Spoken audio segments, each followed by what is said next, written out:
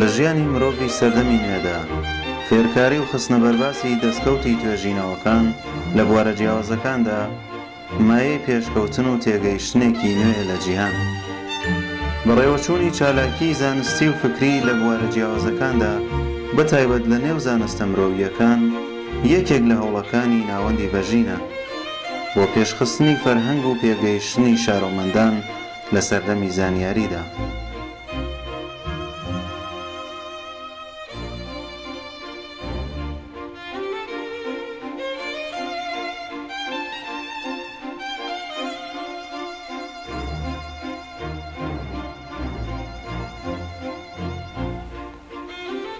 هیوادارین ئەم بەرنامەیە هەنگاوێک بێت هەرچەند بچووک لە بەدیهاتنی ئامانجەکانمان.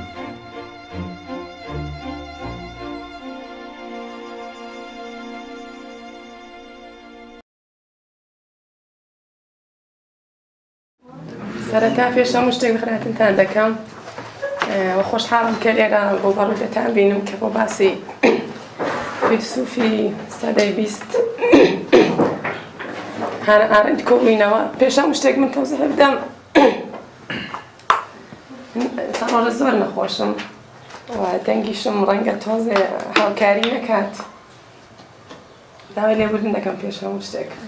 هەڵبەتە فیلسوفی قسەیەکی جوانەکە، ئەڵێ لە سەرەتای کاردا عیبەکانی خۆتان مێژن. بەڵامی ترەوە دیانە مەجبورم بێت. پێش هەموو شتێک من ڕێزان عەبدوڵڵاهیم فۆق لیسانسی پەیوەندی نێودەوڵەتیم هەیە لە زانکۆی عەلامە لە تاران. حەوزەی متالعەشم زیاتر خاوەرمیانیە لە پەیوەندی نێودەوڵەتیدا و لە فەلسەفەشدا فەلسەفە سیاسی بەتایبەت فەلسەفەی ئاڵمان. ئیمڕۆ باسی هانە ئارەند دەکەین. ناوێک ڕەنگە بیزبێتمان ڕەنگە نەمان بیزبێ. فیلسوفێکی سەدەی 20 یەکێک لە جەزابیەتەکانی ڕەنگە ئەوە بێتە ژنە، ڕەنگە بۆ زۆر کەس. سەیری ئەو ڕستەی ئارەندکەن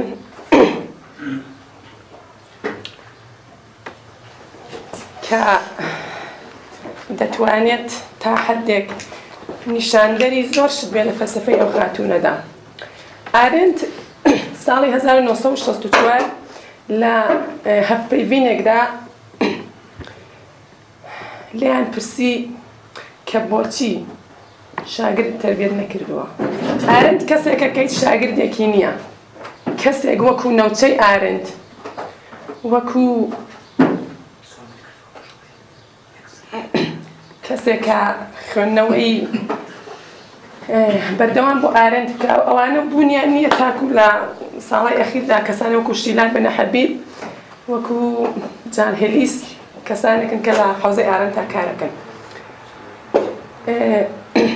لە ئارەند ئەپرسن تۆ حەز دەکەی نفوذ دابنێی لەسەر خوێنەرەکانت؟ دەڵێ نا، من کاتێکە خەریکی نووسینم بیر لە ئاوتکامەکەی لە دەرهاویشتەکەی ناکەمەوە. ئەڵێن وەختێک کە تەواوی ئەەکەی چی؟ ئەڵێ لێرەدا فقط کارێک کە ئەبوو بیکەم تەواوم کردو، هەرەوە بۆ من بەسە. ئەوەی کە بۆ من گرنگە تێگەیشتنە. بۆیە ئێمە کاتێ ئارەند ئەخوێنینەوە هەستەکەی قسەمان لەگەڵەکە، قسەمان بۆ ناکە. تیتری پانێلەکەی ئێمە ژیان و فەلسەفەکەی. بۆچی ژیان و فەلسەفەکەی؟ ئارەند لەو فیلسوفانەیە کە ژیانی خۆی زۆر کاریگەری لەسەر فەلسەفەکەی داناوە.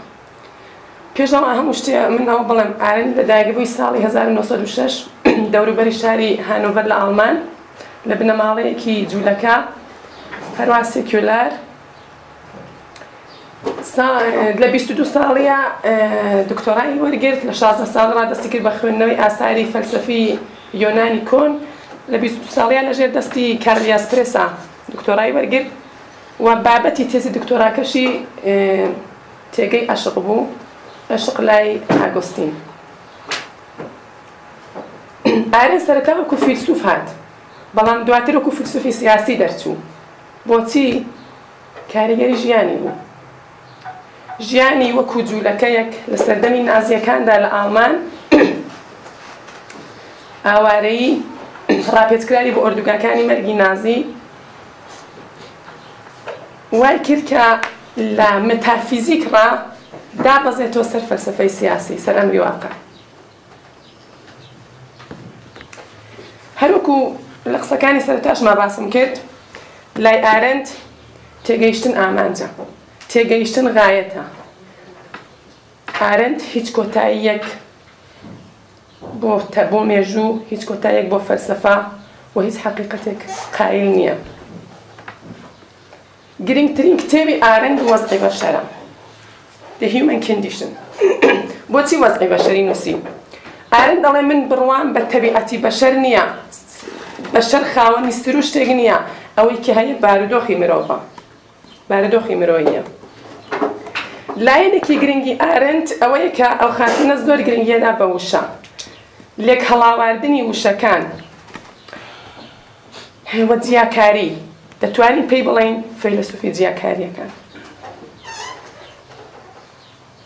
زۆر وشە کە ڕەنگە ئێمە مانایەکەیان تێکەڵ بکەین، بەڵام لای ئارەند کە ئەوە خوێنەوە ئەو تەفکیکەی زۆر بە شێوازێکی ناسک ئەنجام داوە. و بۆ باسی وشە ئارەند زۆر جار ئەگەڕێتەوە لای یۆنان و ڕۆمی باستان و دڵی زۆر بە یۆنان و ڕۆمی باستان خۆشە. پێشەم شتێ ئەوە بڵام کە ئەو خاتونە فەیلسوفێکی ڕەسەنە. ڕەسەن بە چ مانایەک لێرەدا؟ ڕەسەن بۆ مانایی کە تۆ بنیادهای معرفەشناسی خۆت بۆ خۆت دابڕێژی. ئارەند ئەو شتانە کەوتی لەو ئەو وەری نەگرتبوو، ئاکامی بیرکردنەوەی خۆی بوو و ئەوە ڕەسەنایەتی ئەو خاتونە نیشانەدا لە فەلسەفە و لە بیرکردنەوەدا.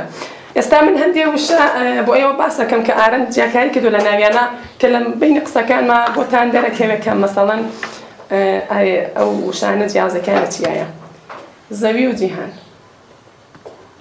لەدایک بوون هاتنە دنیا، شەڕ شۆڕش، خاوەندارێتی سامان یعنی مالکیەت و سەروەت، زەحمەت کار کردەوە، ئازادی ڕزگاری، سیاست حکوومەت.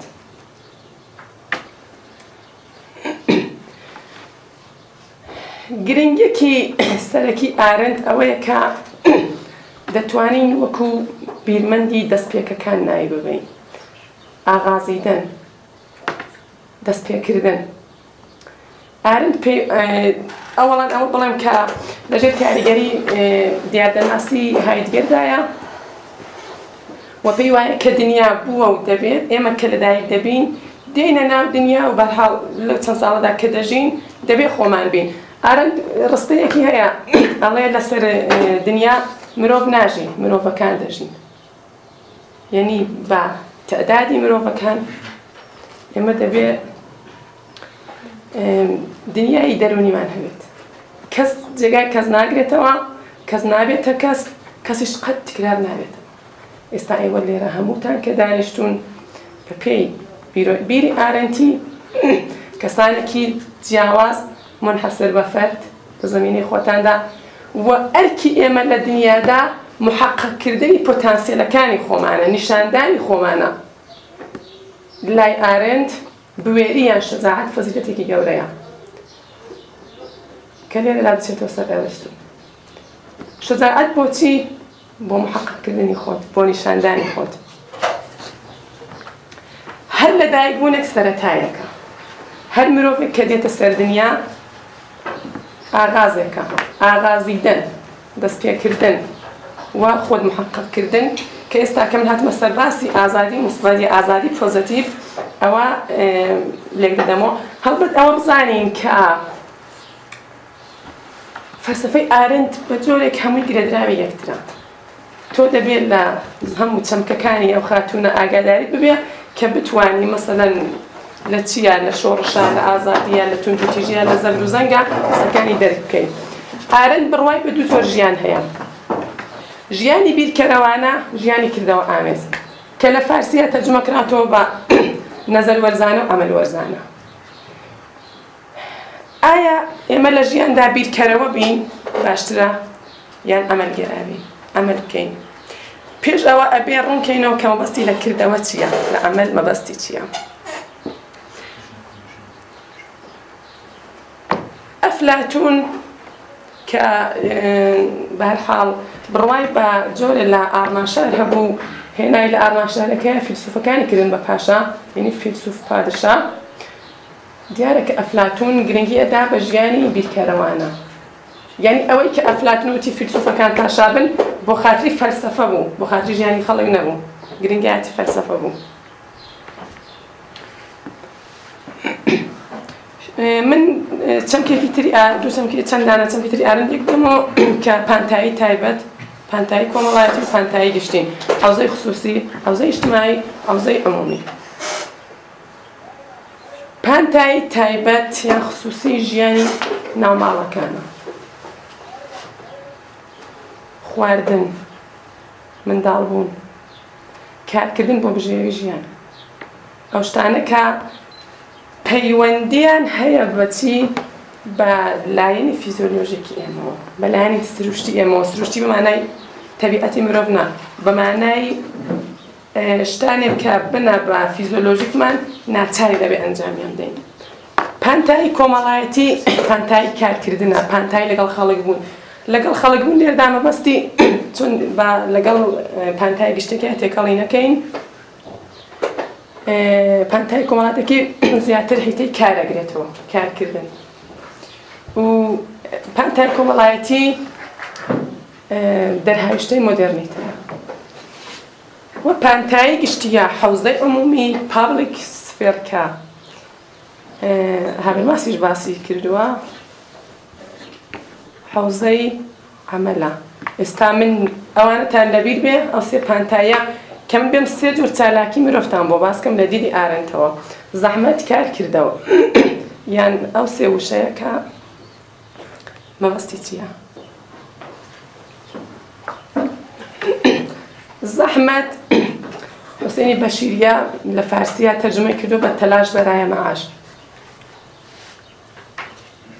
کە وەکو وتم زەحمەت تایبەتە بە پانتایی تایبەتی خصوصیان خصوصی ئێمە کارەکەین کە نان پەیدا بکەین کە بیخۆین کە ماڵمان هەبێت منداڵ بەخێوکردن ئەو شتانەی کە لە حوزەی خصوصیتان بە خۆمانن زەحمەت کێشان لایەنی ئاژەڵی مرۆڤ کە ئێمە بۆ نان خواردن دەبێ بخۆین لەگەڵ ئاژەڵەکان جیاوازیمان نییە کار یان دووەمین چالاکی دووەمین جۆری چالاکی مرۆڤێکی دروستکەرە کە لێرەدا مرۆڤ لە ئاژەڵ جیا دەبێتەوە دروستکردن داهێنان کەسێک کە ئەو مێزەی دروست کردووە ئارەن زۆر گرنگی بە مێز دەدات یعنی وەکو نمونەیەک زۆر جار باسی لێ دەکات کار وەکو وتم فاسلەگرتنە لە لایەنی ژینەکی یان ئاژەڵی ئێمە و داهێنانە و دروستکردنی جاوەدانەگی شتێک کە لەناو ناچێت لە کورتماوەدا تۆ لە زەحمەتا شتێ بەدەستنا شەو دەیخۆی تەواو لە ناوچوو تەواو بوو مەسرەفت کرد ئەما لە کاردا تۆ دنیایەکی دەستکرد دەخۆکەین دنیایەکی مەسنوع کردەوە یان عەمەل یان ئەکشن کە لە هەرسێکیان بەرزترە لای ئارێنت لە پەیوەندی مرۆڤەکان لەگەڵ یەکتردا مانە پەیدا دەکات لە پانتایی گشتیدا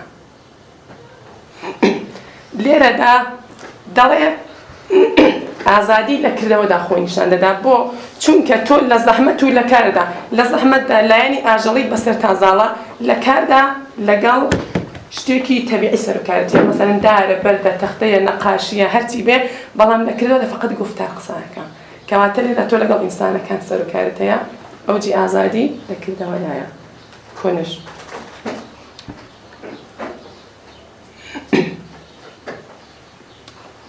جا بەو پێیە دەچینە سەر باسی سیاسەت و ئازادی لای ئارێنت لەبیرتان بێ کە دەتوانین بڵێین کردەوە عەمەل بناغەی فەلسەفەی ئارەند بێ ڕەنگە دەتوانین وا بڵێین.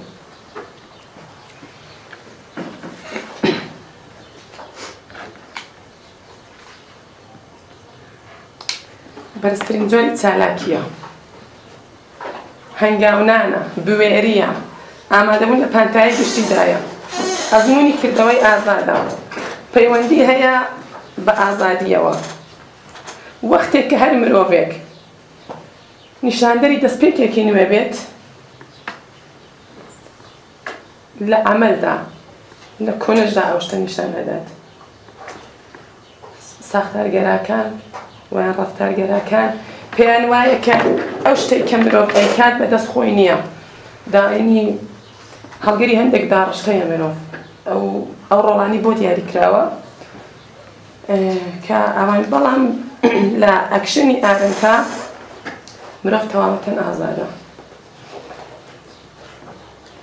و پێشبینی نەکراوە کە کردەوە نیشاندەری ئازادی بێ ئەوەیە کە پێشبینی نەکراوە، نازانێت چی دەبێت. تۆ قسە دەکەی گۆفتار نازانێت لەکوێدا پێشبینی نەکراوە.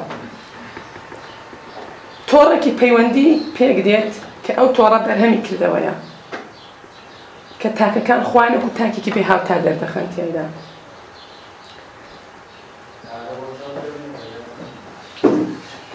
دەوڵەت شاری یۆنانی نمونەی سەرەتایی پانتایی کردەوەیە، کردەوەی گشتی و ئازاد. پۆلیسیان دەوڵەت شاری یۆنانی کە چاو لێ بکەی سوقرات ئەچۆنێ و خەڵکەوە قسەیان نەکرد. لە یۆنان لە ئاتن ئەو شتە باو بوو، خەڵک لە ئاگۆرا کە مەیدانی سەرەکی شار بوو کۆ دەبوونەوە. ئەوە ئەکشنە. و هەروەها پێی وایە کە ئازادی وەکو دیاردەیەکی سیاسی لە دایکبووی دەوڵەت شارەکانە. ئازادی بەرهەمی دەوڵەت شارەکان لە دیدی ئارنتەوە. پانتایی گشتی، پانتایی مەیدانی کردەوە بووە، مەیدانی سەروەری بووە، مەیدانی قسەزانی بووە. پانتایی گشتی و کردەوە پەیوەندی هەیە بە باسی سیاسەتەوە و کە لەوێشەوە دەچێتە سەر ئازادی پێستا باسم کرد. پێش هەموو شتێک ئارەند پێی وایە کە سیاسەت بەبێ ئەزمونێکی سەربەخۆوێ. سیاسەت یعنی ئازادی لای ئەو هاوواتاییەک لەنێو ئەو دوانەدا هەیە.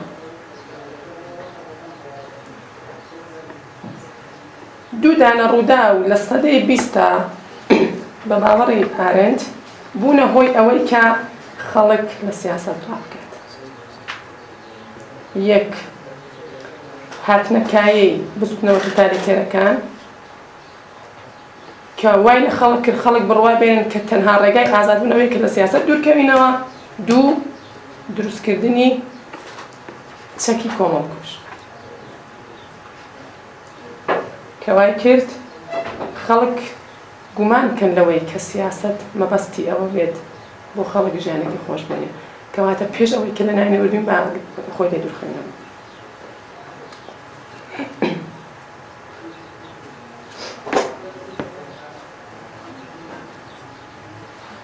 ئارەند پێی وایە کە ئەفلاتون پشتی لە سیاسەت کردن و ڕەنگە هۆکارەکەشی ئەوە بێت کە مامۆستاکەی یانی سۆقرات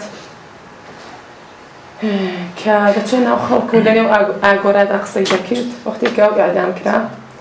ئەفلاتون پێی وابوو کە دەبێت ڕێگایەکی تر بدۆزرێتەوە بۆ پاراستنی ئەو کەسانە وەکو سۆقرات.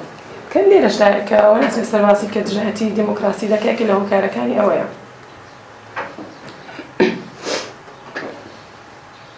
لە سیاسەتدا ئێمە پێویستمان بەچی هەیە بە پانتایی گشتی کە لەوێدا خۆمان نیشان دەین. پێی ئەڵێت ئەپیرەنس سپیس یان حەوزەی نمود. حەوزەی نمود کە لە کوردیا ئەتوانین پێی بڵێین فەزای خۆنیشاندان.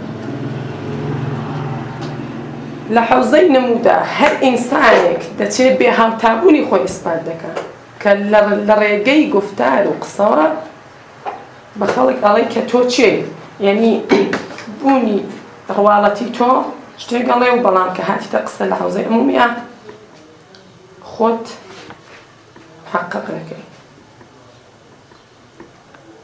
ئارند پێی وایە کە وەختێک کە شەڕ دەست پێکرا سیاسەت کۆتایی بێت،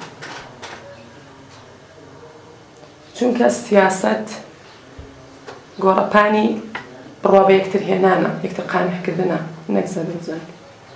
کە لێرەدا کلازویتس وەکو ڕێالیستێکی یۆنانی کۆن کوتی شەڕ درێژەدانی سیاسەتە بە ئامرازێکی دیکە، یان کارل شمیت کە هاو عەسری ئارند بوو پێی وابوو کە شەڕ هەمیشە لە سیاسەتدا حازرە و هەمیشە لە سیاسەتدا دۆست هەیە و دژمن هەیە، تەرەفی سێوەم بوونی نییە. کە ئارند ئەڵێ وەکو وتم دەستپێکردنی شەڕ یانی کۆتایی سیاسەت. پێویستە لە سیاسەتدا پانتاییەکی گشتی هەبێت، نەوەک دەستگای حکوومەت و حاکمیت. ئەوەیە جیاوازی سیاسەت و حاکمیت لەدابێت. ئەڵێ سیاسەت هیچ ئامانجێک نابێت ڕەچاو بکات، چونکە هیچ کۆتایی لەگۆڵ ڕێدا نییە. دەستاوردەکانی سیاسەت ئوستوڵن، پەیوەندیەکانن، ئەکشنەکانن، کەواتە لێرەدا ئەو ڕەسەنایەتە بۆ سیاسەت دەژێڕێتەوە، گێڕانەوەی ڕەسەنایەتی بۆ سیاسەت. ئیمڕۆ دەبینین کە ئابووری هێرشکرد لەسەر سیاسەت. هەدەف لە سیاسەت چییە؟ چێکردنی ژیانێکی ئارام و ڕفاه بۆ خەڵک. لە واقعدا سیاسەت نەماوە، سیاسەت دەناچووە بۆتە جێگای تەڕاتێنی ئابووری و کۆمەڵناسی و ئەو شتانەوە خەڵک بە ژیانی خصوسیەوە سەرگەرم کراوە. یعنی خەڵک ئیمڕۆ دەچی لە ژوورێکی داخراودا ڕای دەدا، دەنگ دەدات، کە ئەوە لەگەڵ ئەو باسی ئارن تاکە ئەڵێ ئەبێ سیاست لە پانتایی گشتیدا بێت و لە ڕێگای گفتارەوە بێت جیاوازی هەیە. ئیمڕۆ خەڵک بە نووسین و کەس نازانێت چیە نووسێ، ئاوا سیاست دەکا.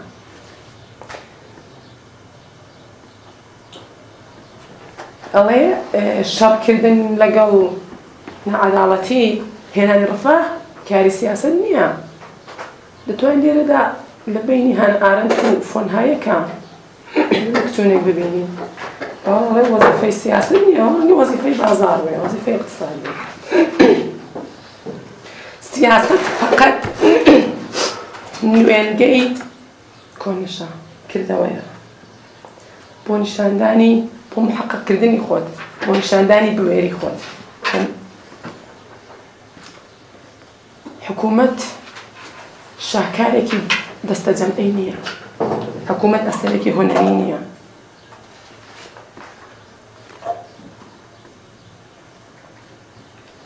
کە لێرەدا بڵێین ڕۆڵەکانی سیاست دابینکردنی خۆشگوزەرانی بن، چارەسەرکردنی گێرە و کێشەکان بن، دابینکردنی تەناهی و دیسپلین بن، پەروەردەی مەدەنی بن.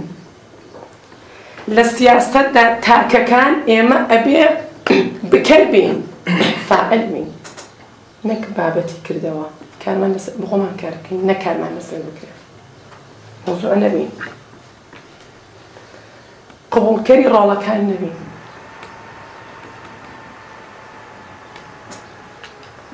ژیانی سیاسی بە ئابووری نەکرێت.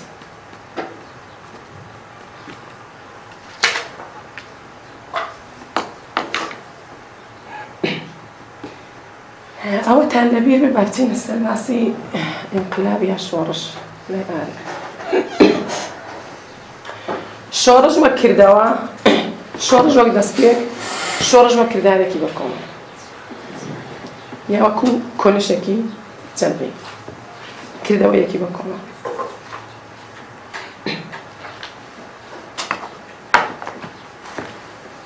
مەبەست لە ئینقلاب یا شۆڕش چییە؟ ئایا مەبەست لە ئینقلاب یا شۆڕش لە دیدی ئارەتەوە؟ ئایا مەبەست لە ئینقلاب یا شۆڕش دابینکردنی ژیانێکی خۆشە؟ هەن گەیشتن بە ئازادیە. پێش هەموو شتێک گرنگترین ڕۆڵی شۆڕش هەڵدانەوەی لاپەڕەیەکی نوێیە، دەستپێکێک ئاغازیدنێکی نوێ. و بەبێ دەستپێکێکی نوێ شۆڕش هیچ مانایەکی نییە.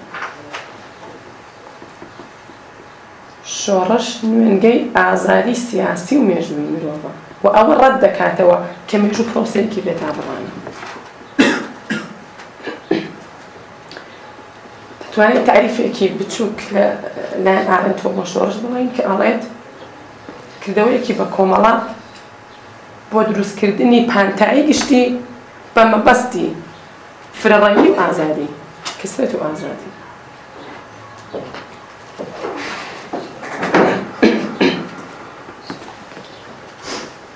ئارەنت ڕێزێکی زۆری بۆ شۆڕشی ئەمریکا هەیە.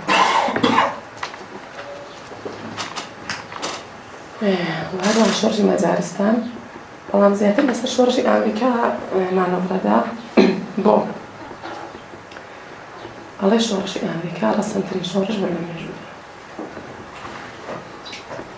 ئێستا ئەگەر چاوێ بکەین لە ئەمریکا بۆی ئەو شۆڕشە شۆڕشێکی کەمی نەدا. بۆچی ڕەسەنترین شۆڕش بووە؟ چونکە ئامانج لە شۆڕشە نان نەبوو، ئامانج لە شۆڕشە ئازادی بوو. خەڵکی ئەمریکا خەڵکێکی بەپێی ئەوەی پێی هەڵکەوتی جوگرافیان هەرچی بێت وڵاتێکی دەوڵەمەند بوون. ئێستاش ئەو دەمیش و ئێستاش کە پێی دەڵێن سەرزەوینی فۆرسەتها وڵاتێکی بوون کە لە خەمی ناندا نەبوون، تێر و تەسەل بوون، هاتن باسی داڕشتنی سیستەمیان کرد، هاتن کۆنشی جەمعیان بەڕێوە برد. وەک ئینقلابی فەڕەنسا نەبوو کە پێشدا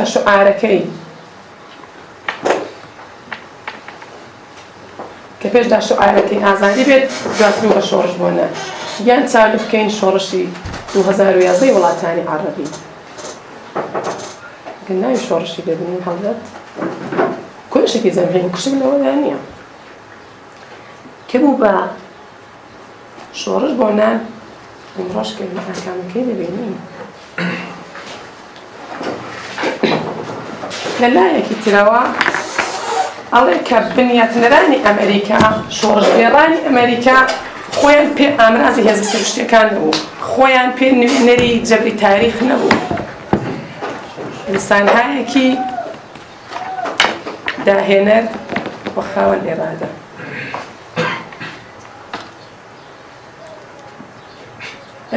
باسی زەحمەت و کارکردەوەتان لەبیرە کە چەند خولەک پێش باسی کرد.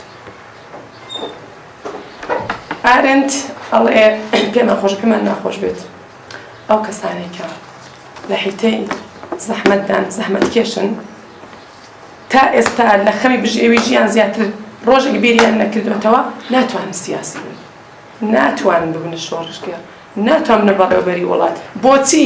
چونکە هێشتا لە قەیدی زەرورەتدان. زەرورەت مەبەست چییە؟ زەرورەت یعنی ئازاد نین، هێشتا لە قەیدی ناندان. چونکە سیاست جێگەی ئینسانهای ئازاد و بەرابەرە. کەواتە بەو پێیە شۆڕشە کرێکاریەکان دیدی ئارەنتەوە شۆڕشی ئەسیلمی شۆڕش بۆ ئازادی نین و بە ئاکامێکی خۆش منجەر نابێت. بێنە سەر باسی ئازادی، ئازادی یان ڕزگاری، ئازادی نێگەتیڤ و ئازادی پۆزیتیڤ. ڕزگاری ئازادی نێگەتیڤە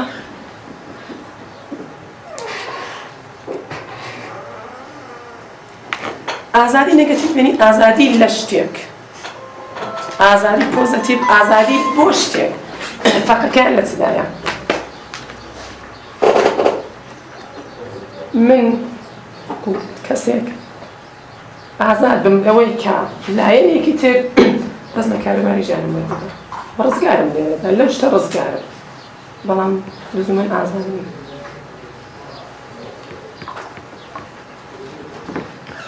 ئارەنت ئازادی لیبراڵی ڕەدەکاتەوە. هابز و ئێسپینۆزا و کانت و ئەوانە کە وتیان ئازادی ئەبێ بۆ ئازادی زیاتر سیاسەتی کەمتر و لە بەرامبەر حوزەی عمومیە پشتیوانیان لە حوزەی خصوصیە کرد لە هەرسەی خصوصی ژیان دەوڵەت نابێت مەسەلەن کاری وە من چیە خۆم کاری من چی لەبەرەکەم ئەوەیان زیاتر مەبەست بوو کە من لە حیتەی خصوصی خۆمان ئازادم کە ئەوە ڕزگاریە بەڵام ئارن ئەڵێ ئازادی مەسەلەیەکی تاکە کەسی نییە ئازادی مەسەلەیەکی بە کۆمەڵە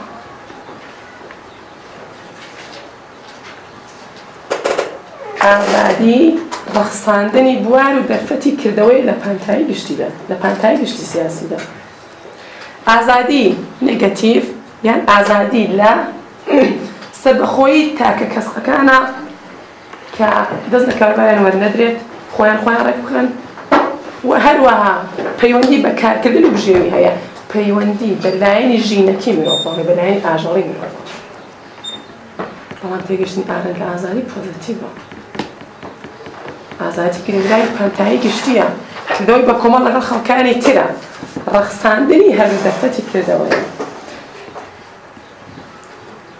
دەرچوون لە پانتایی تایبەتە خۆ پێگەیاندنە بەڵام ئازادی نێگەتیڤ مانەوەی لە پانتایی تایبەتە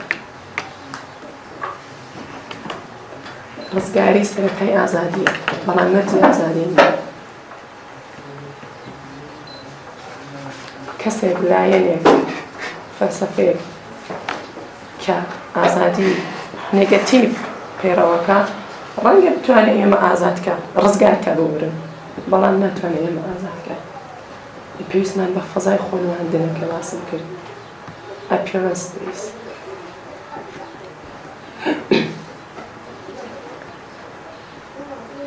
بین سەرباسی سێ چەمکەی دیکە ئۆتۆریتا ئیقتیدار دەسەڵات خوشونەتی هەزاربزانگ کە من لێرەدا خوشونەتم بەتون تژی تەرجمە کردەوە بە هەزاربزانگم تەرجمە کردەوە هەڵبەت پێما بوو کە زیاتر مانای خۆی دەگەین ئێستا کە باسەکەم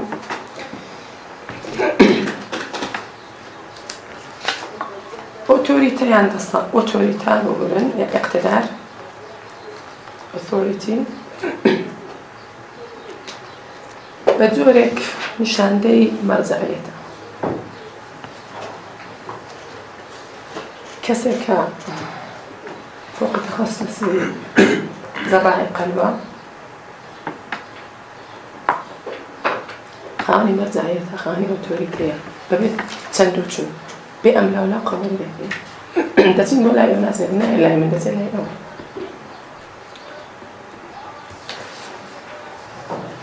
دەسەڵات قدرەت پاوەر شتێکی بکۆم دەسەڵات خەڵک دروستی ئەکات جا ئێستا لێرەدا باسی جیاوازی دەسەڵات و خشونە دەکەم دەسەڵات تەنها کاتێ بە وجود دێت کە تاکەکان یەک بگرن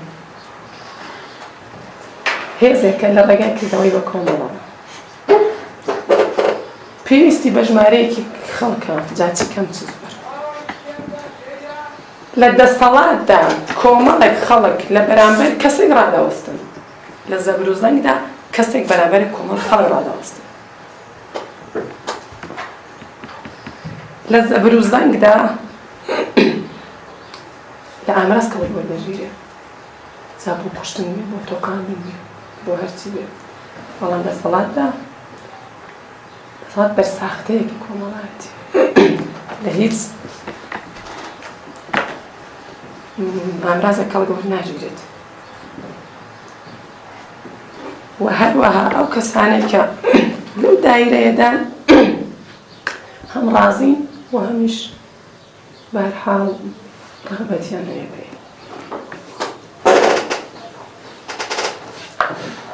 قدرەت ئاکامی ئەمەلە ئاکامی کۆنشە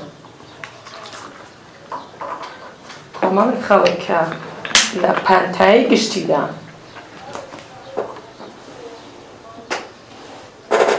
خەریکی کۆنشن دەسەڵاتیان هەیە نمونەکەی دەتوانن کوبانی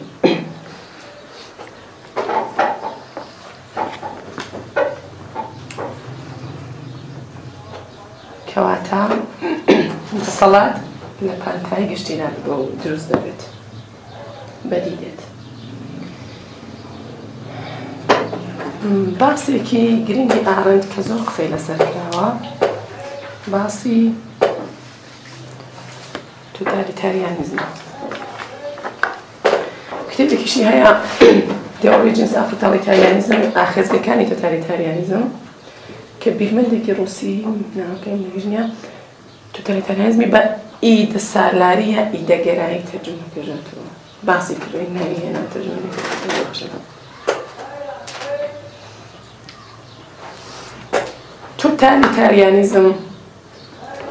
توتالیتاریانیزمی ئاڵمانی یان نازیسم خاڵی وەرچەرخانی ئارەند بوو لە مێتافیزیک و فەلسەفەی سیاسی، چونکە خۆی ئەو خاتوونە وەکو ئەرزم کردن هەم دووچاری ئۆردوگای مەرگ بووە، هەم کە گرتیان 8 شەو و ڕۆژ لەسەر یەک لێپێچینەوەیان لەگەڵدا کرد. وەختی کە ئەو شتانەی چێشت ئەو شتانەی کێشا باسەکەی لەسەر توتالیتاریزم ئاکامی تەجروبەی زیستەی خۆیەتی هەستی پێ کردووە. ئەو کاتێک کە ئارەند شاگردی یاسپەرس بوو چەند جار لەگەڵ یاسپەرسا قسەی کرد کە قەرارە هیتلەر بێتە سەرکار، وەزع ئاوای لێ دێ کە یاسپەرس دواتر دوای چەند ساڵ پێی بە دروستی ئەو قسانی ئارەند کرد.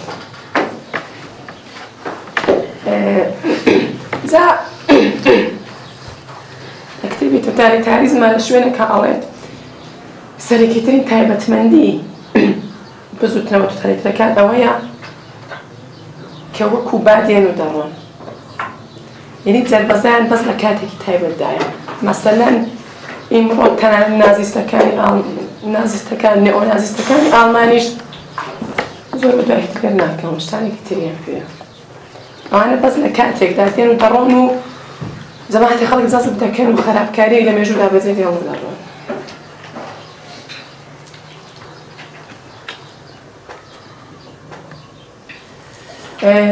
بۆ باسی توتالیتاریزم پێش هەموو شتێک باسی نامەبوون لەگەڵ جیهان دەکەین، بیگانەگی با جەهان. لە بیرتانە لە سەرەتا قسەکان ماوەتم ئارەند لە بینی زەوی و جەهاندا جیاوازی. ئێمە لەسەر زەوی دەژین، بەڵام لە جەهاندا ژیان دەکەین، ژین و ژیانکردن. جەهان مەجموعەیەکی معناییە کە لە نێو ئەو مەجموعە معناییەدا قسە دەکەین، کۆنەژ دەکەین، تەعامل دەکەین، سەیتر تاسیردا دەنین، یەکتر تاسیر وەردەگرین.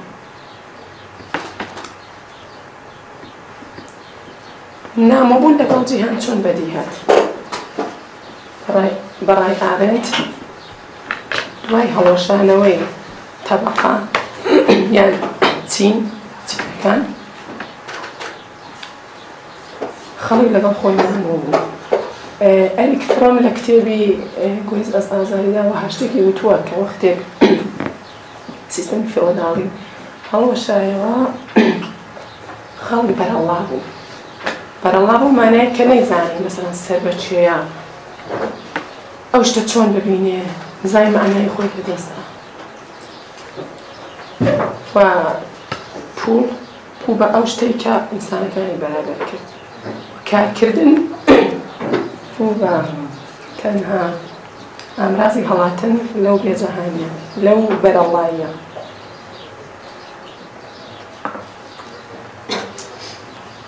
توتالیتاریانیزم چینەکان سازمان نادا، تەبەقەکان سازمان نادا، تودەکان سازمان نادا. پێش هەموو شتێک جەهانە لێبستێنێتەوە، جەهانی خۆ لێبستێنێتەوە. دوای ئەوە لەژێر ناوی توودە، لەژێر ناوی تەبەقە نەژاد یان تەبەقەدا دووبارە سازماندەی دەکاتەوە، وەکو ئستالینیزم و نازیسم. فاشیزمیش تا حدێک کە زۆر ماسی نکردەوە ئارەند.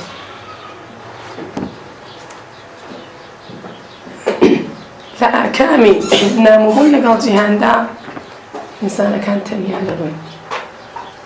ئارەند باسی سێ جۆر تەنیایی دەکات.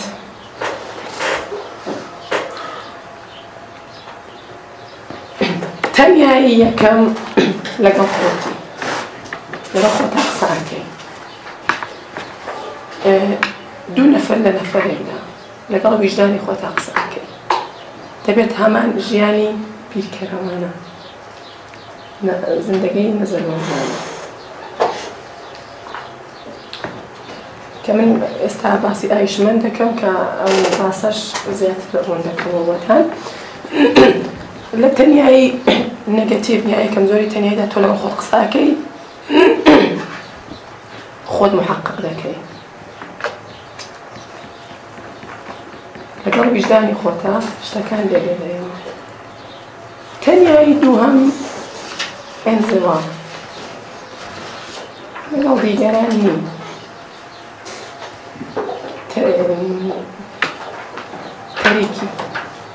تەریکی لە دیگەران، بەڵام خانەخان لە نێو پانتای کۆمەڵاتیدا حزوریت هەیە، پەیوەندی هایەکت هەیە کەم تا زۆر. سێهەمین جۆری تەنیایی نە لەگەڵ خۆتی نە لەگەڵ خەڵکی تری، کە ئەوە پڕ مەترسیترین جۆری تەنیاییە. فیلمی پسری با پیژامەی ڕاهڕا ئەگەر دیبێتە The Boy in the Steel Pajamas.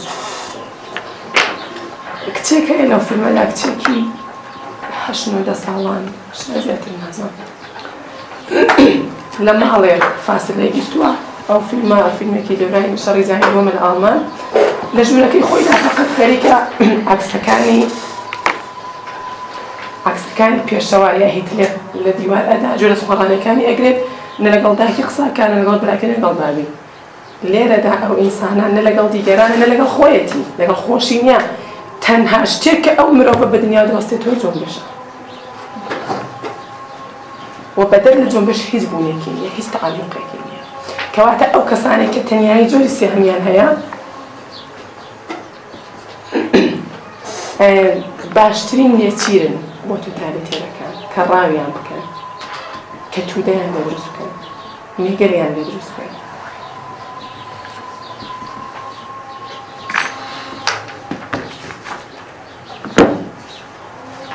دۆستانان پێشنیارێکم واتە بگورن داوەسەتی قسەکانمە هاوڕێیەک داوای کرد تۆزێک 3-4 خولەک ئیسراحەت بکەین. ئەگەر ئێوەش ڕاتان لەسەر بێت کێشم بەبوانی خۆی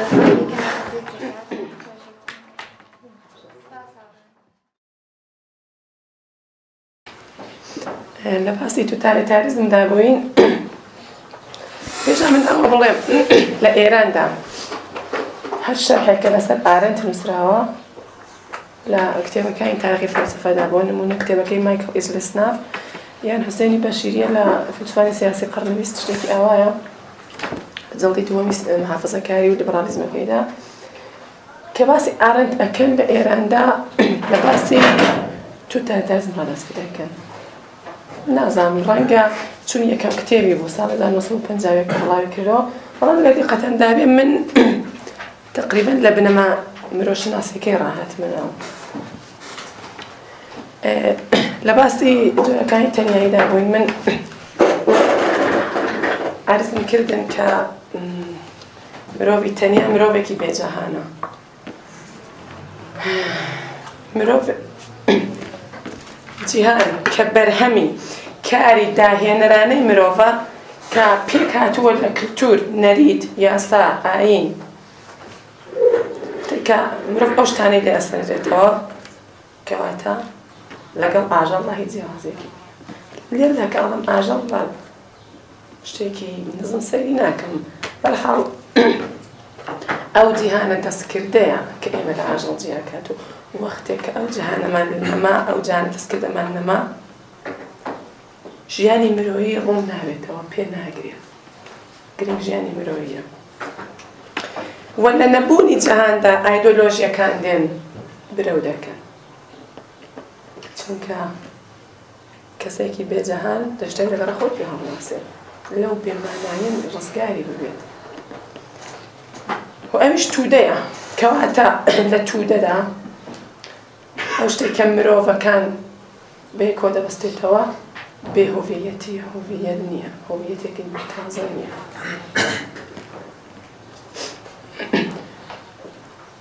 چونکە دێت مرۆڤەکان بیر ناکەنەوە بابەتێکی هاوبەش بۆ بیرکردنەوە نییە تێفکری نامێنێ کەسێک بەجێ هەمومان بیرەکات و مرۆڤ دەچێتەوە دۆخی پانتایی تایبەت یعنی هەرچی ئازادی بێت لێ ئەسەندرێتەوە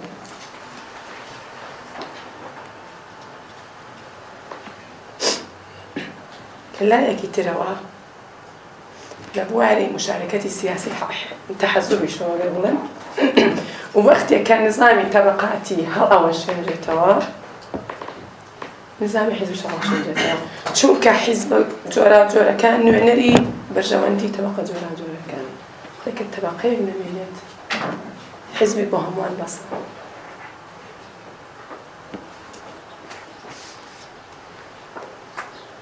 و ئامانجی ئەو سیستەمە توتالیتەرانەش چێکردنی سیستەمێکی نوێ نییە شتێک داهێنانێک نییە بەڵکو ئەوەیە کە بۆ هەمیشە دەست بەسەر یەک بە یەکی تاکەکان دابگرن وەکو داعش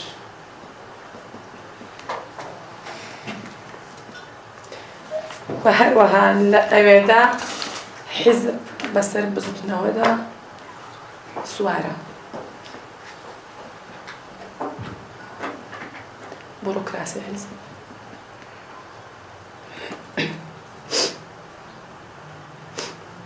باسی ئەوم کرد کە وتم هەدەفی بزوونەوە توتالیتەرەکان ئەوەیە کە بۆ هەمیشە دەست بەسەر تاکەکان دابگرێت چەند نمونەتان لە ڕستەی کەسانێک بۆ دێنمەوە کەسانی نازیست و ستالینیست یا بۆشویست هەرچی ناوی بنی دیتر شوارتس کە نازیستێک بوو ئەڵێ ناسیۆنال سۆسیالیزم کە هەم هایەک و هەم ئارەند سیستمی ئەڵمانی هیتلەری ناوانێن ناسیۆنال سۆسیالیزم شوارتس ئەڵێ ناسیۆنال سۆسیالیزم وەکو یەک ئیدۆلۆژی شەڕەکەی تەواو ناکات ئەو شەڕە بەردەوامە تاکو ئەو ڕۆژەی کە ژیانی یەکیەکی خەڵکی ئاڵمان بە پێی بەهاکانی ئەو بزوتنەوەیە شکەڵ دەگرێت و ئەو شتە دەبێت هەموو ڕۆژێ سەر لەنوێ دەست پێ بکاتەوە یان چەمکی ئینقلابی دایمی کە ترۆتسکیوتی ئینقلابی دایمیێنی هەمیشە درێژەی هەیەەوە ئینقلابە تا ڕۆژێک کە ئەرزشەکانی خۆی فەرزەکە بەسەر هەموو ئینسان باکوونین وتی من نامەوێ من بم من دەمەوێت ئێمە بم دیتنەوەی خۆت لە ناو توودەدا گۆبڵس وەزیری تەبلیغاتی هیتلێر بوازانە ئەڵێ بەختەوەری گەورەی مرۆڤ ئەوەیە یان خۆی نابغە بێت یان خزمەت بە نابغەیە بکە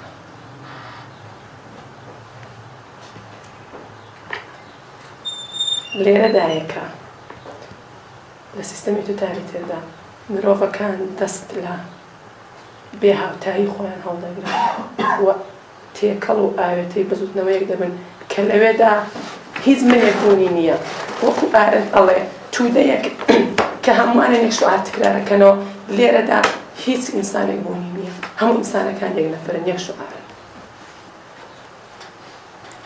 لێرەدایە کە حەقیقەت جێگای بوون دەگرێتەوە جێگای هەستی دەگرێتەوە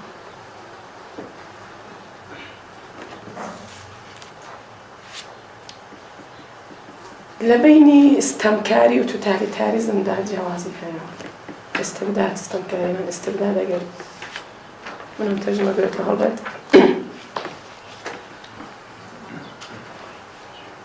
بزانین جیاوازیەکانیان چییە سیستەمە ستەمکارەکان بێیاسان و ئیرادەیەک حاکمە کەسێک مستەبدە هەموو شتێ بەدەست خۆیەتی کوردی گوتنی بخۆی کاڵەگایە کەس سەهیم ناکات قسەی خۆیەتی لێرەدا لە سیستەمی ستەمکار مستەبددا ئینسانی مستەبد ئینسانێکە کە بە پێی خواست و ئێرادەی خۆی ڕەفتارەکە بەڵام لە توتالیتێردا هەموو ئێرادەیەکی مرۆڤ ڕەت دەکرێتە هەمووان خزمەتکاری جەبری تاریخ یعنی ئەستانێکی سروشتی مرۆڤ هیچ ئێرادەیەکی نییە وەکو ئایشمەندە جەلسەی باسی ئایشمەندەکەم دوو کەوە دوای ئەوە دادگایەکەیدا وتی من مەئمورم و مەعزوور من هیچ ئایشمەند ئادۆڵف ئایشمەند یەکێک لە مەسئولانی ئۆردوگەکانی مەلی بۆزەم ئاشویتس بوو کە بە قەسابی ئەوروپا ناوی دەرکرد کە دادگایی کرا دوای شەڕێزانی دووەم ڕاکرد بۆ ئارژەنتین موساد گرتی و هێنا لە ئۆرشەلیم دادگاییان کرد ئەڵێ من مەئمور و مەعزوور من دەستورم بەڕێوە بردەوە فەرمانم بەڕێوە بردەوە ئەو شتێک کە دەبوو بێ منیش نەمکردیا کەسێک ترێ کرد لێرەدا ڕاکردن لە مەسئولیت کە لێرەدا وەتی ئەخلاقیش دەبێتەوە فەرزەقی داڕێت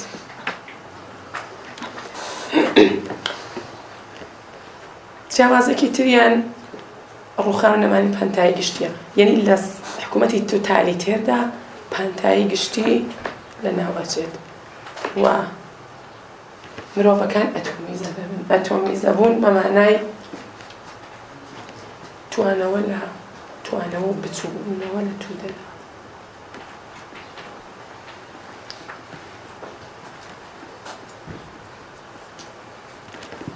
لە توتالیتاریزمدا جیهانی هاوبەش کۆتایی دێ کامن وۆرلد ئەو جیهانەی کە ئەو جیهانە معنایی کە ئێمە تێیدا کۆنش دەکەین لە جیهانی معناییدا ئێمە کۆنش دەکەین بەهەرحاڵ خەریکی تەعاملی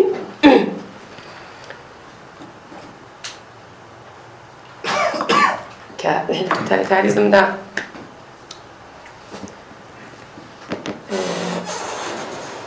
بەرتەرین خوب بەرتەرین خوب یعنی سوزانم یەک ڕێگە بۆ بینینی دنیا هەیە یەک جەهانەیە کە بێ هەمومان لە ئەو زاویەوە لە دنیا بڕوانی جیهانێکی هاوبەش نییە چۆن لە جیهانی هاوبەشدا ئێمە هەمومان کۆنش دەکەین خەریکی کۆنشین خەریکی کردەوەین بەڵام لە توتالیتاریزمدا لە جیهانی هاوبەش کۆتایی هات ئێمە فەقەت مەفعولین ئێمە وەکو ڕۆبات قسە وەرەگرین دەستور وەرەگرین بۆمان گرنگ نییە مەسەلەن دژەکەمان کەمترین سزای کوشتنە لەناوبردنە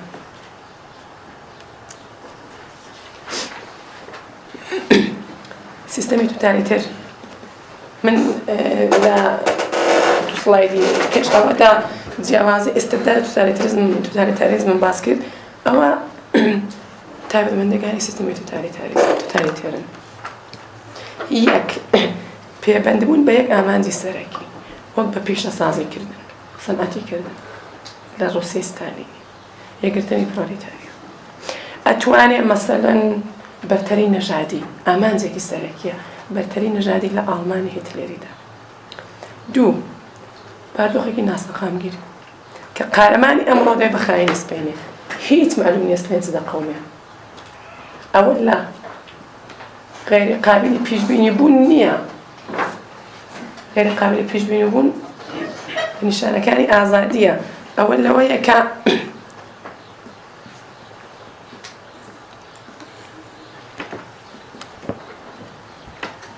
دەستان لە بجێڕمەوە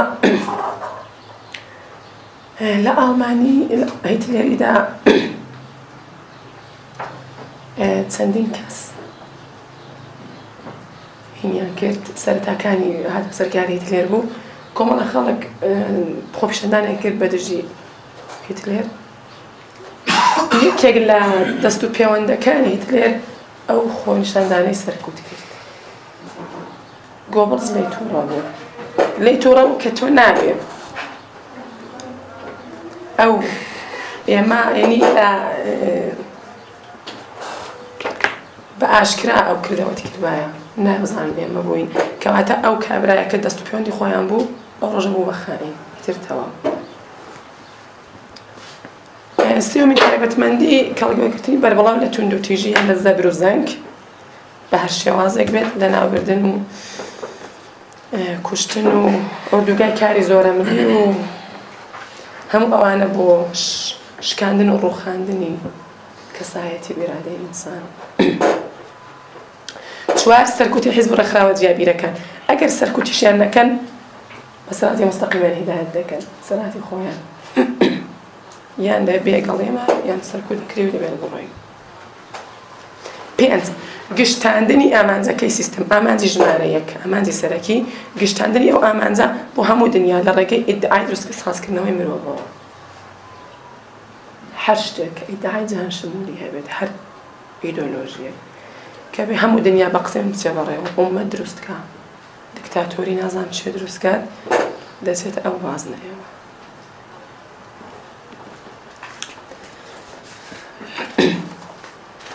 باسێکی دیکەی ئارەند باسی مافی مرۆڤە کە لە کتێبی ئاخێزگەکانی توتالیتاریزمدا بەشێکی پێ اختصاص داوە وەکو ئەرزمکردن ئارەند قوربانیەکی نەبوونی مافی مرۆڤە وەکو جوولەکەیەک.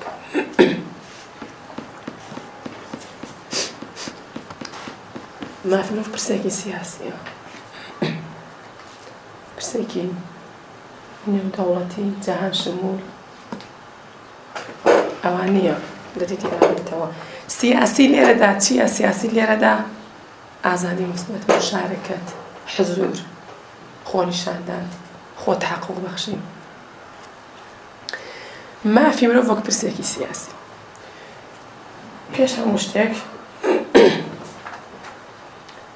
چونکە ئینسان لە سیاسەتدا ئازادیەکەی محقق دەبێت لە حوزەی عمومیدا ئەو کەسانەی کە خاوەنی حوزەیەکی عمومی نین کە خۆیان نیشاندن فەزای نمودیان نییە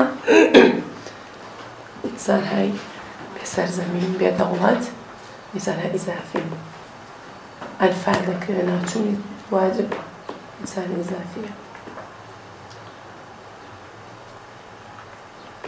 یان لە ئاشویتسا دەسووتێنرێ کۆمەڵکوژی دەکرێت وەکو ئەرمەنی وەکو ئەمازیغی چونکە هەڵبەت من کارێکم تەرجەمە کردبوو لە یەکێک لەو گۆڤارەدا لەو ژیوارەدا کە باسی تەقریبەن مافی مرۆڤ لە ڕوانگەی ئارەندەوە تەقریبەن هەشتی لێ هەڵدەکڕێنرێ.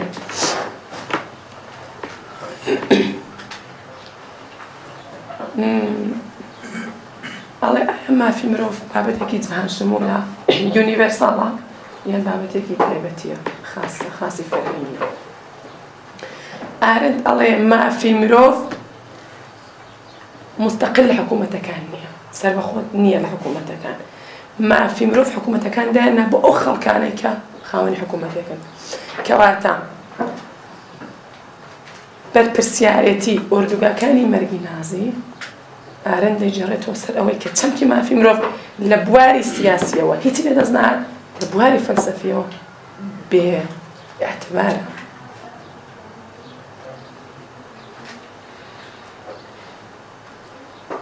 وەختێک کە ئینسانەکان خاوەنی حکوومەتێک نەبن خاوەنی حوزەیەکی عمومی نەبن ئاگۆرایەک نەبن قسە نەکەن کەسێک نەبێت و هەروەها چونکە وتمان حقوقی بەشەر مافی مرۆڤ لە حکوومەتەکان مستەقل نییە کەواتە کەس نییە پشتیوانی لێ بکە خۆ لە خۆران نییە. مثلەن هەڵەبجە کیمیاباران نەکرێت بۆ هەڵەبجە بۆ شارێکی ترنا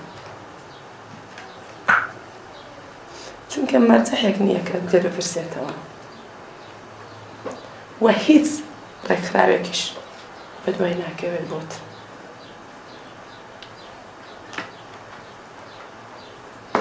مافی مرۆڤ لەگەڵ هۆڤیەتی سیاسی ئینسانەکان تێکەڵا. فیلمی گامی معلقە لە کلک کارگەردانێکی یۆنانیا دەقیق باسی ئینسانانە دەکات کە ئاوارن بێوڵاتن کە هیچ کوێ نییە لێی دابەزن. ئەوان هەمان ئینسان های زیادی ئینسانە ئیزافی مازاد کە لە ناوچوونیان واجبە کەواتە وەکو مرۆڤ هیچ بوونێکیان نییە کام هیچ جاهانێکیش نین لە ناوچوونیشیان ئیتر بێمانەوە.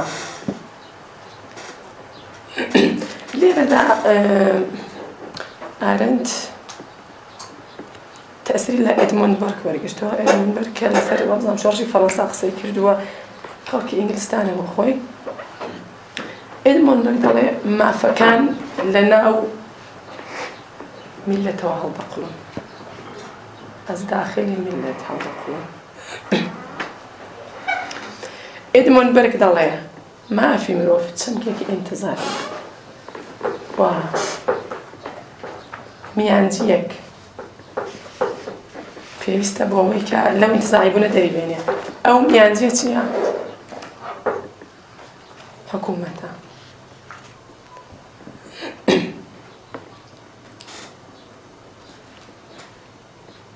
وە دەڵێ ئەو مافەی کە ئێمە لێی بارەمەندین لە حکوومەتەوە دەرە هەڵقوڵیوە لە ناو خەڵکەوە لە ناو میلەت ناو دەوڵەت.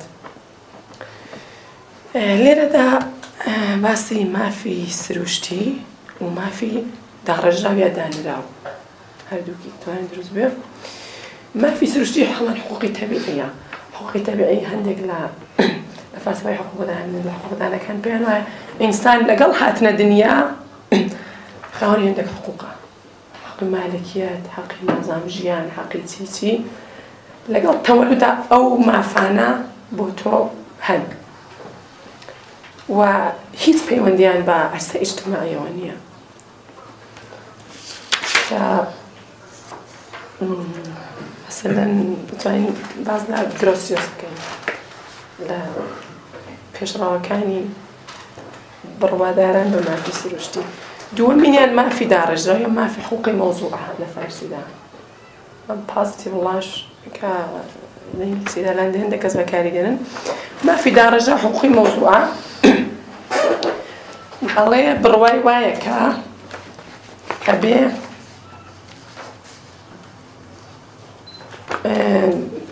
کۆمەلگایە کە بێ خەڵک خۆیان مافەکان داڕێژن بەدەر یعنی لە مافی سروشتیدا دەڵێ هیچ کەس ئەو مافای هیچ کەس حەقی پێشەرکردنی نییە، نە دەوڵەت نە جامعە هیچ کەس تۆ ئینسان خاوەنی ئەو مافەی بە تەبیعی لەگەڵ لەدایکبوون ئەو مافەت هەیە. مافی داڕێژراو دەڵێن نا دەبێ ئەو مافە تا بەڕێژرێ و لایەنێکی هەبێ کە پشتیوانی لێ بکا و تەقریبەن حاڵەتی هینەکان ئەوانێکی بڕوان بە قەراردادا. وەزانەتی کۆمەڵگە پێداویستیەکانی کۆمەڵگە جا ئارەند هەردووکی ئەو مافان دەباتە ژێر سوالەوە. ئەڵێ هیچ کامیان نەیانتوانی بەرگری لە کۆمەڵکوژی لە جێنۆسایدی یەهودیەکان بکەن، نە مافی سروشتی نە مافی داڕێژراو، هیچ کامیان نەیانتوانی. کەواتە باسی شتێکی تر بکە مافی هەبوونی یەکەی سیاسی خۆ، تعلق هەبوون بە یەکەی سیاسی خۆتەوە. چون ئەڵێ یەهودیەکانیان کوردیەکان لە ئەوروپا کە ئەوان بەسەر هات کەسانێکی مرۆڤایەکی زیادی بێ کەسی فاقدی حوزەی عمومی پانتای گشتی بوون، فاقەتی حکومەتە بوون کە لیان بپرسێتەوە ئەویان بەسەر هات. لێرەدا دێینە سەر باسی کەرامەتی ئینسانی human dignity. کەرامەتی ئینسانی چەمکێکە لە ئەساسنامەی قانونی ئەساسی سێ وڵاتدا گونجێنرا: ئاڵمانی فیدراڵ، ئاڵمانی دوای شەڕی جەنگی دووەم، ئەفریقای باشوور و ئیسرائیل. هەر سێکی ئەو وڵاتانە لەسەر خەرابەی ژینۆساید و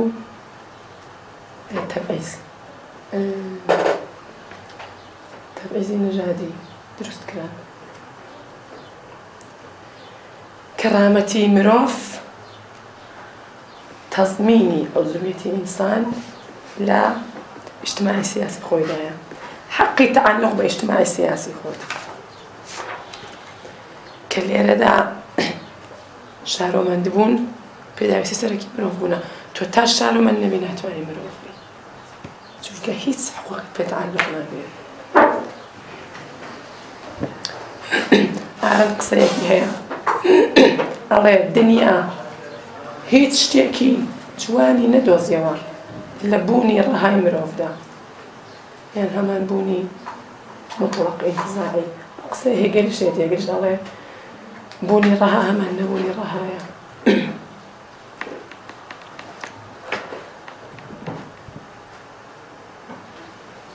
بۆیە مەسەڵەن ئاوارەکان یان پەنابەرەکان لە قاڵبی مرۆڤ لێرە دەرێ دەبنە کەیسێکی خەیریە خۆی قسەی ئارەند مرۆڤ نین چونکە ژارومەند نین دەگەینە سەر مافی خاوەن ماف right to have rights حەقی بەر حقوق مافی خاوەن مافبوون چییە؟ مافی خاوەن مافبوون لێرەدا دوو جار وشەی ماف بەکارهاتووە بزانین لە هەر بەکارهاتنیدا مەبەستی چییە لە وشەی ماف مافی یەکەم مافی هەبوونی مافی تعلق هەبوون بە ئیجتماعی سیاسی خۆت کە ئەگەر ئەو مافەت هەبوو لە مافەکانی کەش بەهرەمەندی نە لزومەن بەڵام مافی هەبوون ئیجتماعی سیاسی دایکی مافەکانە وەختێک کە ئەوەت هەبوو لە ئاگۆڕادا لە پانتای گشتی خۆتدا تاوتوی مافەکانی تر دەکەی مافی حیواناتە مافی نازانم ژنە مافی چاپەمەنیە مافی معنەوی هەر مافێکی تر دەتوانرێ لە حیتەی حوزەی عمومی خۆتدا قسەی لەسەر بکرێت و بچەسپێنرێت و لێرەشدا دەگەینەوە سەر زۆرێک لە خاصبوو دەگەی فەرهەنگی لە ئەو جەهان شمولگەرایە دێتە دەرێ مافی مرۆڤ باسێکیش لە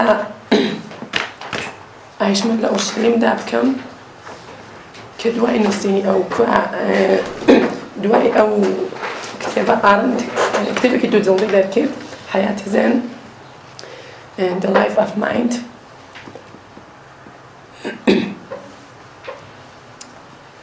باسی ئەوەش دەکەم کە لە ئەو کتێبەدا ئارەند گەڕایەوە سەر ژیانی بیرکەرەوانە پاژیانی کردەوە ئاویز وەکو چەند خولێک پێش ئارزم کردن ئایشمەند جنایەتکارێکی جەنگی جنایەتکارێکی بەشەری جنایەتکارێکی نازی بوو کە لە ئاژانتیڕا گوێیان کرد بۆ ئۆرشەلیم دادگایی کردەوە ئارەند ئەو کاتە لە ئەمریکا بوو لە نیویۆرک بوو مەجەلەی نیویۆرکەر ئارەندی دەنارد کە گزارشەکانی دادگایکردنی ئەو کابرایە نووسێت بۆ مەجەلەیان بنێرێتەوە ئارەند ئەو کارێک کرد دوای ئەوە ئەو گزارشانە کرد بە کتێبێک ئارەند لەبارەی ئایشمەندە ئەڵێ ئەو کارانەی ئەو کابرایە کردبوونی کارایەکی وحشەتناک بوون ترسناک بوون بەڵام خۆی ئینسانێکی گوناحی مەزلوم بوو هەیولایەک نەبوو ئەو کارانەشی کردبوون ئەهەریمەند نەبوو ئەو ئینسانە قسەی ئەکرد نەپەشیمان بوو نە ئەنگیزەیەکی تایبەتی لەو کارانەی هەبوو نە هیچ یەک دانا ڕۆبۆتێک بوو کە مەئمور و مەعزوور بوو وای زانی کە ئەو نوێنەری تاریخە بێ ئەو کارە بکە منیش نەکەم کەسێکی ترێکە و دەڵێ سەرەکی ترین تایبەتمەندی ئایشمەند بێفکری بوو قەت فکری نەکرد دێنەوە سەر باسی چی تەنیایی مثبەت لەگەڵ خۆت بوون تۆ تەندەر یەکتەن قەت لەگەڵ وجدانی خۆیان نەدووە بوو کەواتە ئارەندێک کە تا ئێستا بڕوای وابوو کە کردەوە کۆنش عەمەل بانترین چالاکیە ئەم جارە بڕوای هێنا کە بیرکردنەوە دەتوانێت بانترین چالاکی بێ هەڵبەت ئەوە اتفاقی لەسەر نییە بەڵام دووسێ کەس لەسەرەوە قسەیان کردووە کە بە جورئەتەوە دەتوانین بڵین کە ئارەند لە حیاتی زەهندا جڵدی ئەوەڵی تەفەکورە دووەمی ئێرادەیە لە حیاتی زەهندا دەگەڕێتەوە سەر گرنگایەتی بیرکردنەوە دوان لەگەڵ خۆت تەنیایی مثبت هو ئەو بێفکریە بیر نەکردنەوە تووشی چت دەکا شەڕمانای جەنگنا خێرمانە و شەڕمانەیە ئێبتزار شەڕ ئاکامی بیر نەکردنەوەیە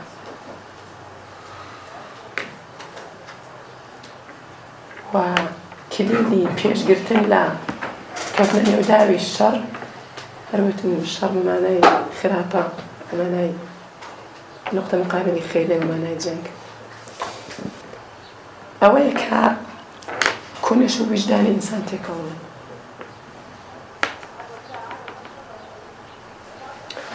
أعرفت لا حقيقة السياسة نايك لما قال كانيتي حقيقة السياسة دا الله تاوان باركي بتفاوتي خون سرد يا دروزني كي كحساب جرا خەتەرەکەی لەو کەسانە کەمترە کە لە ڕووی بێفکریان نەزانیەوە دەست لە جنایەتێک دەکەن دەست بدەنە جنایەتێک چونکە ئەو جنایەتکارە درۆزنە هێشتا لە مێشکی ئەودا لە گوشەیەکدا خێربوونی ماوە دەیشارێتەوە بەڵام ئەو مرۆڤە بێفکرە هیچ شتێک وەکو خێر و شەڕ لە وجودیان نییە فەقەت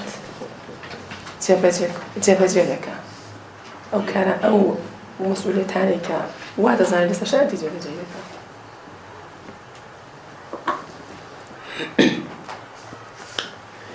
بیرکردنەوە فعالیتێکی ونە لەنێو خۆتدایە پەنهانە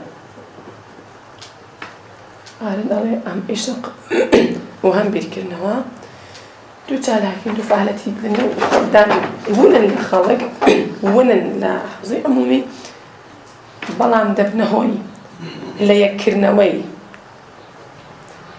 ببورن دەبنە هۆی ناستینی ئاکامی کۆلەشەکەت کەسێک کە بیر دەکاتەوە ئەژزانێت کۆلەشەکەی کۆلەشەکەی ئەمەلەکەی کردەوەکەی لە ڕووی بیرکردنەوەیە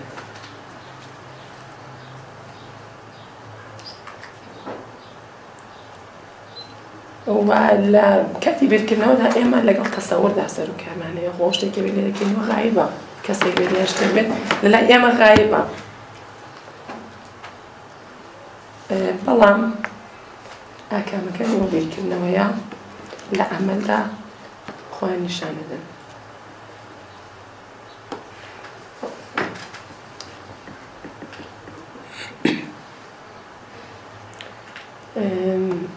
لیستی کتێبە گرنگەکانی ئارەند The Origins of Totalitarianism ئاخذەکانی تۆتالیتاریانیزم The Human Condition دۆخی مرۆڤی یا وەزعی بەشەر Men in Dark Times مرۆڤ لە سەردەمە تاریکەکاندا ئێشمەن in Jerusalem ئایشمەن لە وەرشەڵێم On Revolution لەبارەی شۆڕژدا On Violence لەبارەی توندوتێژیدا Between Past and Future لە نێوان ڕابردوو و داهاتوودا و ژیانی زەین The Life of the Mind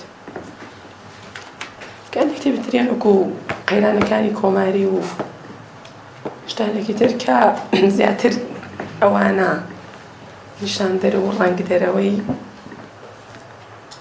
فەلسەفەکەنی هەندوو نەبن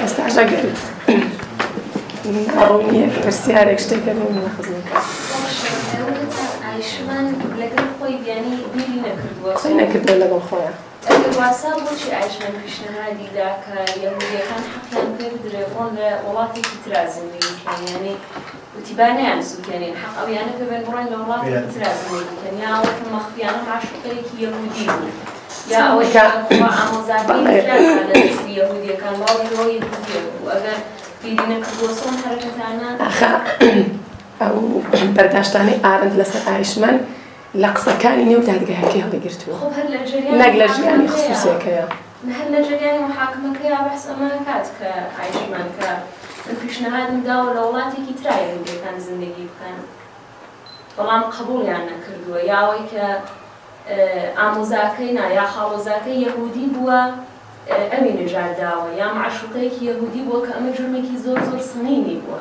مەخفیانە. لزومەن پێویست ناکات لایەنی بیرکردنەوەی مرۆڤ بێ ئەو کارانەی. یعنی ئەوەی کە پیشنهاد بدا بێژێ یەهودیەکان حەق ژیانێکی تریان هەیە لەسەر زەمینێکی ترا ئەو معنای ئەوە نییە کە بیری کردووە سۆ و هەداقەل وجدانێکی بووە.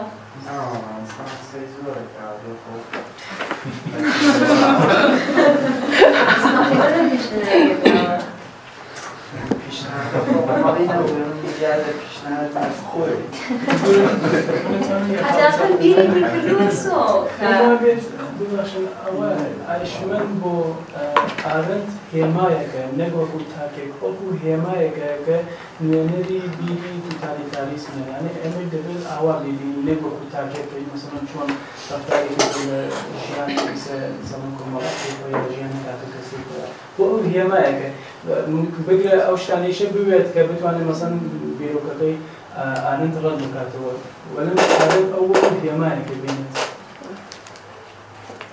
هێمای لە بێفکری لە مجریبوونی ئیدۆلۆژی و سازمانێکی بۆڕۆکراسی لە قسەکانی کە دکتۆرە لا بەشێکی جێکی بێفکری ماحز نییە تۆگەڵێن فڵانێک بیری نەکردووە لەگەڵ خۆیان نییە 100% تێ نەفکریوە تێفکرین ئەندیشیدەن و فکرکردن فەرقەکەیە تاو حەدەکە چەند جار پیشەنهادی داوە وابزان شاید تەفاوت لەبین هۆش ئەو کابرا لەگەڵ فکرکردنەوەکەیە بێ کەسێک کە باهۆش بێ قەتعەن ئامۆزاکەی خۆی نەجات ئەدا شاید من نازانم من ژیان بتوانی بۆ ئەو باس دەبێت سەر ڕۆژناسی ئەو کابرایە زۆر ڕۆژناسی سیاسی ئایشم ئەتوانم ئەزاکە سۆسیال بزانم یا تێبینی بڕورم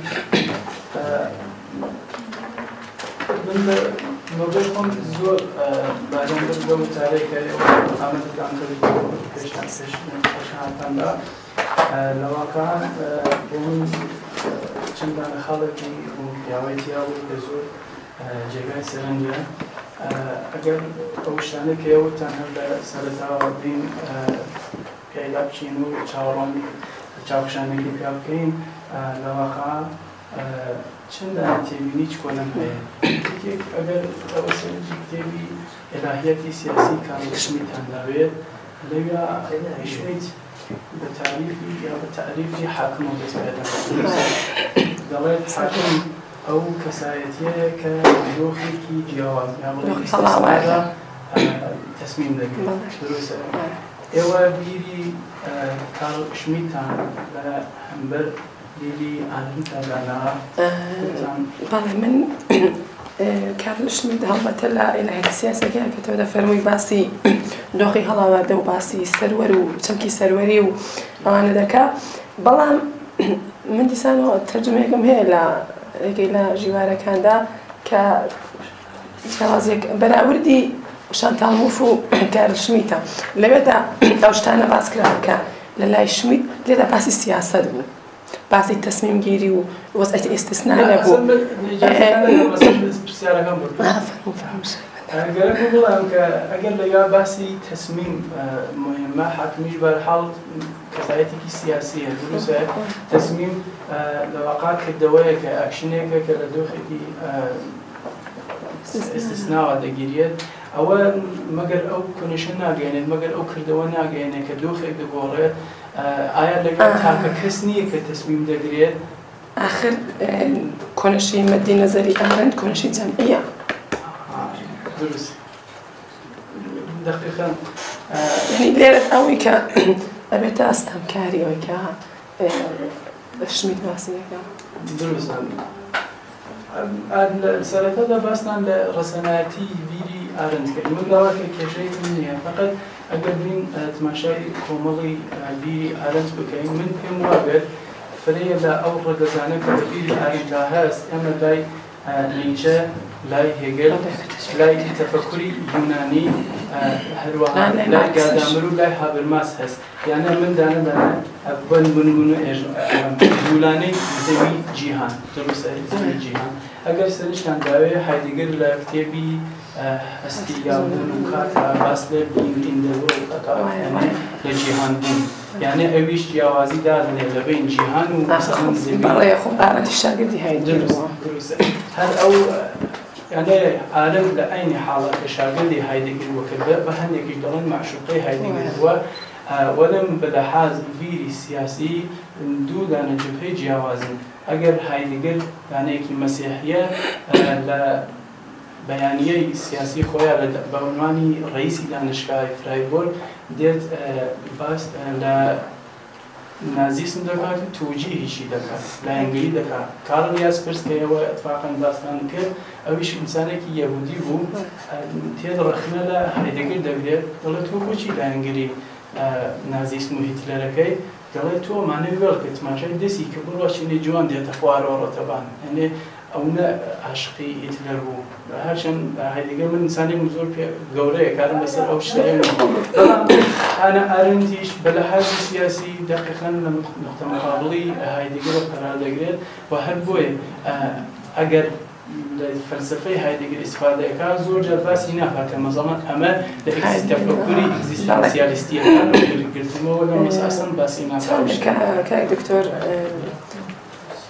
یەکێک لە نقطە قووەتەکانی ئارەند ئەوەیە کە وەکو هایدگر و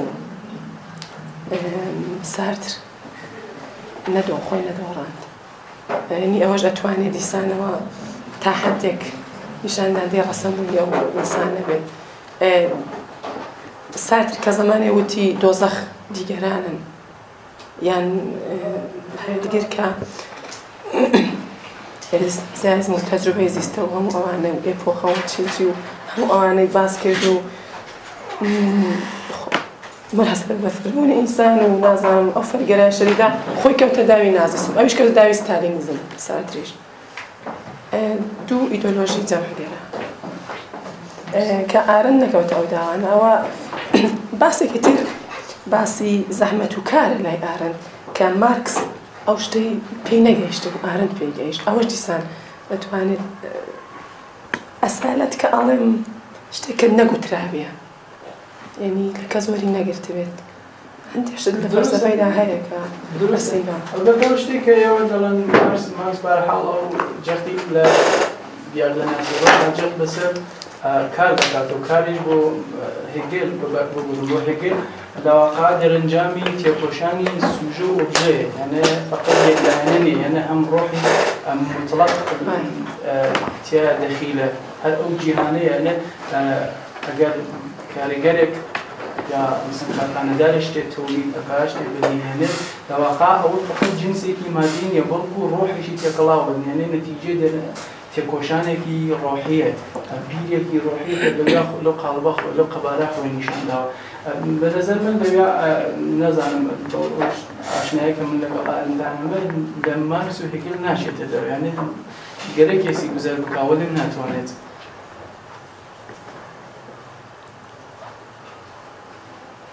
شاید تاثیرگرتنەکەی لە مارکس ئەوە بێت کە تاثیرگرتن تا تاثیرگرتن خب بلوشر سوسیالیست بوو هاوسەری ئارەند تاثیر زۆری لە بلوشەریش وەرگرت یعنی تاثیر وەرگرتن هەمیشە بە مانای قبولکردن ناژم بە منفی ئەگەر ئارەند هەندێک لەو ڕەگەزانیە مەسەڵەن لە فیلسوفەکانم بردەپەزەوە بیرێکی ئیلتقاطی چەسپراوە نا ئەسڵ مەبەستم ئەوە نییە مەبەستم ئەوە سای زۆرێک لەو بیرۆکە لە فیلسوفەکان گیراوە لەم هیچ وەخت باس ناکرێت کە مەسەڵەن ئارەند لەکوێ گیراوە یا خۆی باسی ناکات ئەسڵ مەبەستمەوە نییە کە منفی مەسەڵەن هایدگریش لەسەر تاریخی 2500 ساڵەی تەفەکوری غەرب دانیشتووە هیچ کێشەیەک نییە بەسەرەوە من زۆر سپاس بەێوەش دەست خۆش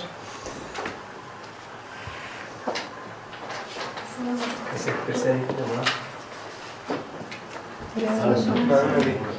زۆر سپاس